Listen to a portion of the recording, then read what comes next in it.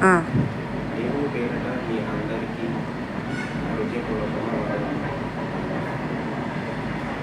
ఇప్పుడు నేను చెప్పబోయిన వాక్యం, దేవుడు భూలోకానికి వచ్చి నేను తండ్రి యొద్ద నెరవేర్చడానికి వచ్చుచున్నాడు కాబట్టి నేను ఆయన కుమారుడే అని ఈ లోకంలో చెప్తున్నాడు.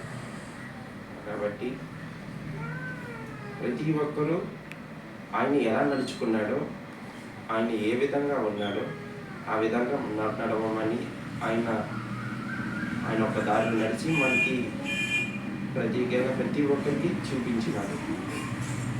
అందరూ నన్ను బట్టి మీరు నడవండి, నన్ను బట్టి మీరు దేవుని రాజ్యానికి చేరబడతారు. పరలోకానికి చేరాలంటే నా తండ్రి చిత్తము కాదు, మీరు పరలోకానికి చేరబడతారని చెప్తున్నారు. కాబట్టి ఆ ప్రకారముగా దేంట్లో ఉందో బైబిల్ గ్రంథములో ఎక్కడ రాయబడదో మీకు ఒకసారి వచ్చినప్పుడు చూపిస్తాను. దాన్ని బట్టి ఈ వాక్యం ఎలా బోధించాలి, ఏ విధంగా చెప్పాలో తగిన జ్ఞానాన్ని శక్తి నాకు కలిగి దయచి చెప్పే ప్రతి రిఫరెన్స్ని బట్టి నువ్వు ఉన్నావు అని వాటిని ఎలాగా బోధించాలో నాతో మాట్లాడించింది. నీ మహిమ కర్ణాత్మక మార్చి అభిషేక్తులుగా నన్ను నడిపించమని ఇచ్చిన ఈ బైబిల్ గ్రంథములో నీ మాట హృదయానికి అందడానికి సహాయం దయచింది. త్వరగానే ఏ చిన్నములు అడిగి వేడుకుచున్నాం తండ్రి. బైబిల్ గ్రంథంలో యెషయా గ్రంథం 53వ అధ్యాయంలో 1-2 వచనాలను చదువుకుంటే దేవుడు ఏమి మాట్లాడి ఉన్నాడో, ఏమి చెప్పి ఉన్నాడో ఒక్కసారి చదువుకుంటే తెలుస్తుంది. మేము తెలియజేసిన సమాచారము ఎవడు నమ్మేను? యెహోవా బహువు ఎవనికి బయలుపరచబడెను? లేత మొక్కవలెను, ఎండిన భూమిలో మొలిచిన మొక్కవలెను. అతడు ఆయన ఎదుట పెరిగిన అతనికి సురూపమైనను సొగసైనను లేదు. మన మతాన్ని చూచి ఆపేక్షించున్నట్లుగా అతని యందు సురూపము లేదు. యెషయా గ్రంథంలో 53వ అధ్యాయంలో 1-2 వచనం రాయబడి ఉన్నారు.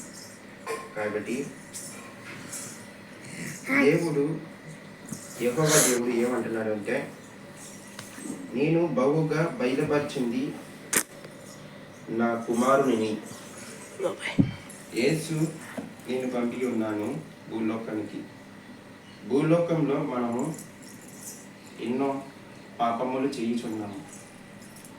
ఆదాము ఫస్ట్లో ఆదికాండంలో 1వ అధ్యాయంలో రాయబడి ఉంది, ఆది యందు భూమి ఆకాశములు చేయబడెను, సృజించను. భూమి నిరకారముగా శూన్యముగా ఉండెను, చీకటి అగతి జలము పైన కమ్మి ఉండెను. దేవుని ఆత్మ జలముల పైన అల్లాడుచుండెను.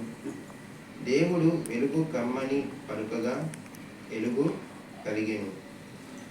యేసు ప్రభు వెలుగు కలుగుని అని పలికాడు కదా, అక్కడ కూడా యేసు ప్రభు ఉన్నాడు. ఆదాము పుట్టకు మునుపే యేసు ప్రభు అయినా ఉన్నాడు. అది కూడా దేవునితో కలిసి ఉన్నాడు. తండ్రి, కుమార, పరిశుద్ధాత్మ అని అంటారు. మనం ప్రార్థన చేసేటప్పుడు కూడా ఆ ముగ్గురిని తలుచుకొని ప్రార్థన చేస్తాం. ఆ యేసు ప్రభువు కూడా ఆయనతో పాటు ముందుగా ఉన్నాడు. ఆదాము పుట్టినప్పుడు యేసు ప్రభు ఆ మాటలు పలికినాడు. ఏమైందంటే, నువ్వు దేవుని నందు నడుచుచుడు, దేవుని మార్గము నడిపించిన వారిగా అని ఆదాముని సృష్టించి, అదే ఆదాముని యేసు కింద బైబిల్ కూడా చెబుతుంది. యేసు మొదటి అధ్యాయంలో ఉన్నాడు. ఆదాము ఎప్పుడైతే సృష్టించబడి ఉన్నాడో యేసు కూడా అప్పుడు యేసు అని పేరు కూడా పలకబడుతుంది, ఆయన పేరు కూడా ఉన్నది అని చెప్పి ఉన్నది. అలాగే యేసు ఉన్నాడని యెషయా గ్రంథంలో మీకు చెప్పి ఉన్నాను కదా, అక్కడ అంటున్నాడు, ఈ యేసు నా కుమారుడు, నా యందు నెరవేర్చడానికి భూలోకానికి వచ్చి ఉన్నాడు. ఈ మానవుడి చేసిన పాపము కొరకుగా ఆయన బల చనిపోవడానికి ఈ లోకానికి వచ్చి ఉన్నాడు. అది నేను పంపి ఉన్నాను. ఆయన చేసిన యేసయ్య కార్యములు బట్టి నేను ఆనందించుచున్నాను. యేసయ్య చేసిన ప్రతి కార్యములు కానీ ప్రతిది దేవుని యొక్క ఎలాగో మానవుని నడవాలో, ఏ విధంగా దేవుడిని అందులో నడిపించబడాలో అని దేవుడు బయలుపరిచిన మాటల ద్వారా యేసు అదే విధంగా నడిచి ఉన్నాడు. అలాగే దేవుణ్ణి అడుగుడి అని మత్తయి 7:7 రాయబడింది. అడుగుడి మీకు ఇయ్యబడును, వెతుకుడి మీకు దొరుకును, తట్టుడి మీకు తీయబడును, అడుగు ప్రతి వానికి మీకు దొరుకును అని రాయబడింది కదా. ఏవైనా మనం దేవుణ్ణి అడుగుతామో, దేవా నన్ను నా కుటుంబాన్ని ఆశీర్వదించు, మమ్మల్ని దీవెన కొరకు నడిపించు, మాకు కావలసిన ప్రతిదీ సమకూర్చు అని అడుగుతాం. అడిగేటప్పుడు మనం యెహోవా దేవుని కూడా అడుగుతాము అని మనం అనుకుంటాం. అది కాదు. మనం అడిగేది యేసయ్య ఒక్కనే, మనం పూజించేది యేసయ్య ఒక్కనే, మనం అడిగేది ప్రతి నడకలో యేసయ్య ఒక్కడే మనతో నడుస్తాడు. మన కార్యాలన్నీ జరగాలి అంటే మన ప్రార్థించే ప్రతి ఒక్కటి కూడా దేవుని నామంకి వెళతాయి. అది ముందు యేసయ్యకు చెందుతాయి. యేసయ్యే తండ్రిని అడుగుతాడు. ఏదైనా మీరు పరలోక రాజ్యానికి రావాలంటే నా యందు ద్వారా తప్ప మీరు డైరెక్ట్గా తండ్రిని పొందుకోలేరు అని చెప్తారు. యేసయ్య అంటాడు, మీరు నా యందు తప్ప తండ్రి యందు పొందుకోలేరు. మీరు దేవుని మహిమపరిచిన వారిగా ఉండాలి. దేవునిలో నామముగా కలిగి ఉండాలి. దేవుని కొరకుగా నామముగా కర్తగా ఒక ప్రౌఢిగా మీరు ఎదగాలంటే దేవుని కొరకు మీరు ప్రార్థన చేయండి. మీ కుటుంబంలో మీ పరిస్థితులు బట్టి అడుగుడి, కానీ వాటి కంటే పరలోక రాజ్యాన్ని వెతకండి. మీరు డైరెక్ట్గా ఆస్తులు కాదు, సంపాదన గురించి కాదు, దేవుని మీరు వెతకండి. దేవుని ఎప్పుడు మీరు వెతుకుతారో అప్పుడు మీకు కావాల్సినంత దేవుడు సిద్ధపరుస్తాడు. నాకు ఇది లేదు, నా ఈ స్థితిలో ఉన్న దేవుడు నేను పట్టించుకుంటే లేదేమో అని మీరు అనుకుంటున్నారా? అప్పుడు ఎప్పుడు ఫీల్ అవ్వదు, ఎప్పుడు మీరు అలాంటి ఆలోచన రానివ్వదు. దేవుడు మీకు కావాల్సినంత ఆయన ముందే సిద్ధపరిచి ఉన్నాడు. మీకు ఏదైతే కావాలో ప్రతిదీ సమకూర్చే దేవుడు ఆయనే. మీ చదువునైనా ఉంది, మీ కుటుంబంలో పరిస్థితుల్లో వెళ్ళగలరు, ఏ పనైనా అవుని, ఎటువంటి స్థితిలో ఉన్నా దేవుడు మిమ్మల్ని చూస్తున్నాడు. మీ పరిస్థితులు వచ్చినాయి అని మీరు ఎప్పుడు క్షమించుకోవద్దు, మీరు ఎప్పుడు బాధపడద్దు. మీ ముందుైనా వెనకైనా ఎక్కడైనా దేవుడు మీతో తోడుగా ఉంటాడు. ఆయనతో మీరు ఎప్పుడు నడుచుకుంటారో మీ జీవితకాలం ఆయన మీకు తోడై ఉంటాడు. ఎప్పుడైతే మీరు దేవుని పక్షంలో నడుస్తారో అప్పుడు మీకు కావాల్సిన ఆశీర్వాదం ఆయనే ఇస్తాడు. మీరు ఎప్పుడైతే దేవుని నామం బట్టి మీరు నడుస్తారో ఆయన ఆనందించుతాడు. మీ దేవుని ఇంటిలో ఉన్నప్పుడు కూడా దేవుని ఆరాధించండి, స్తుతించండి. పరలోక రాజ్యంలో ఎంత ఆనందంగా ఉంటారో దూతలైనా దేవుడైనా ప్రతి ఒక్కరు మనకన్నా ముందు వెళ్ళిపోయిన వాళ్ళు కూడా దేవుని దగ్గరికి వెళ్ళిపోయారు. వాళ్ళకి ఏ బాధ ఉండదు, అంత సంతోషంగా ఉంటారు అని అనుకుంటారు. అయితే వాళ్ళు ఎంతో సంతోషంగా ఉంటారు. అదే ఆనందం మన ఈ లోకంలో కూడా మనం చూడొచ్చు. లోక వ్యసనించు పక్కన పెడితే, లోకాలోచనలను పక్కన పెడితే, ఆస్తులు సంపదలు అన్ని పక్కన పెడితే, దేవుని యందు వెతుకుడి, దేవుని వెతుకుతే మీరు దేవుల్లో బలపరచబడి ఉంటారు. దేవుడు మంచి జ్ఞానాన్ని ఇస్తాడు.